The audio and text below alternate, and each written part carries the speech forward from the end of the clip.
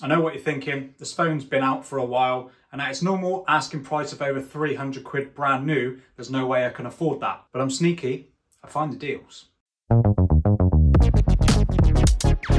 The Honor Magic 5 Lite offers a sleek, modern design. Up front you get an almost bezel-less 6.67 inch curved 1080p 120Hz AMOLED display. And this is a stunning display, good enough to rival flagships with much higher asking prices.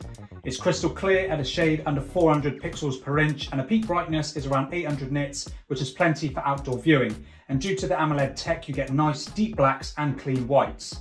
This is a clear upgrade over its predecessor's IPS LCD display, and there is a super fast under display fingerprint sensor, which is one of the best ones that I've used to date. Very fast and very accurate. And up in the top center, you get the same 16 megapixel f2.5 selfie camera with 1080p at 30 FPS video recording. So the display of the Honor Magic 5 Lite is super premium, punching way above its asking price, but how does the rest of the phone stack up? Well, the overall build of the phone is all plastic, but the frame almost feels like it's metal, and the rear panel is a frosted finish, which yes, feels like plastic, but does a great job at deterring fingerprints, especially in this silver. And you also get that large camera ring, which I'll get more into later. So overall, I'm a really big fan of the Honor Magic 5 Lite. A big phone, yes, but it's also manageable, and it's only 8mm thick and only 175 grams, which is actually 3 grams lighter than this Pixel 6a, which I will be covering in a separate video. So if you're interested in that video, subscribe to the channel so you don't miss when that goes live. So Honor did a great job at making a large but manageable phone. My only gripe with the Honor Magic 5 Lite design is because the camera ring on the back is so big, I did find myself smudging it with everyday use. Easy to clean, yes, but is a little bit annoying. Software on the Honor Magic 5 Lite is Magic UI version 6.1 on top of Android 12. Currently there's no Android 13 update. I do keep checking, but nothing yet. But overall, Magic UI is a great software skin, plenty of customization options with themes and wallpapers.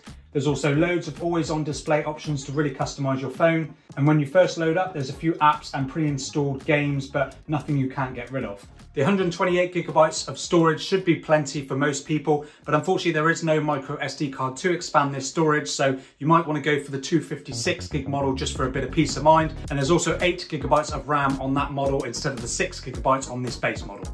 And performance is taken care of by the Snapdragon 695 processor, a pretty familiar SoC also found in the Motorola Edge 30 Neo, OnePlus Nord CE3 Lite and Poco X5. It offers reliable performance, if not amazing, with everyday tasks taken care of very well, apps open quickly, photos process instantly, and light gaming is possible on medium settings.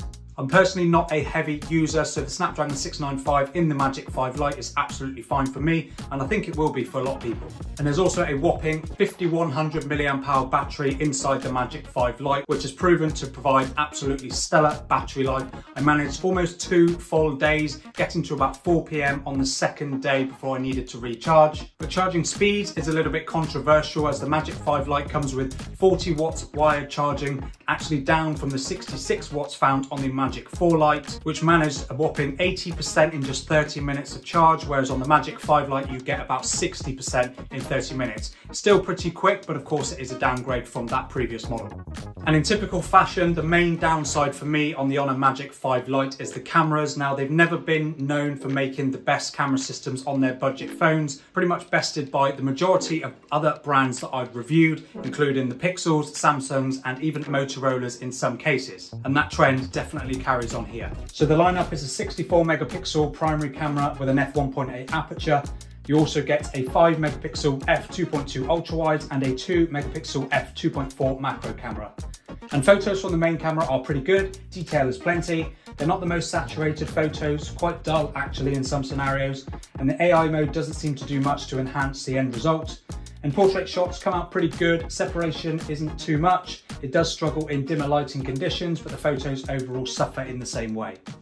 And as for the ultra wide on the Honor Magic 5 Lite, rather than describe how the photos are, I personally think the camera is absolutely I wish Honor would just do away with this 5 megapixel ultra wide and just give me a depth sensor or something like that, or even just a single camera, because the ultra wide camera I found to be almost unusable. The detail is very lacking, colors are so dull. It's just not a camera that I found myself using at all. The 5G model of the Honor Magic 4 Lite didn't come with an ultra wide camera at all, and I think I'd actually prefer that. And the 4G model of the Magic 4 Lite actually came with a higher resolution 8 megapixel ultra wide, which I didn't find was that great either, but it's definitely better than this heap of crap. And I can't single out Honor for the quality of the macro camera, because that is the same across the board in a lot of budget phones that have this 2 megapixel macro camera.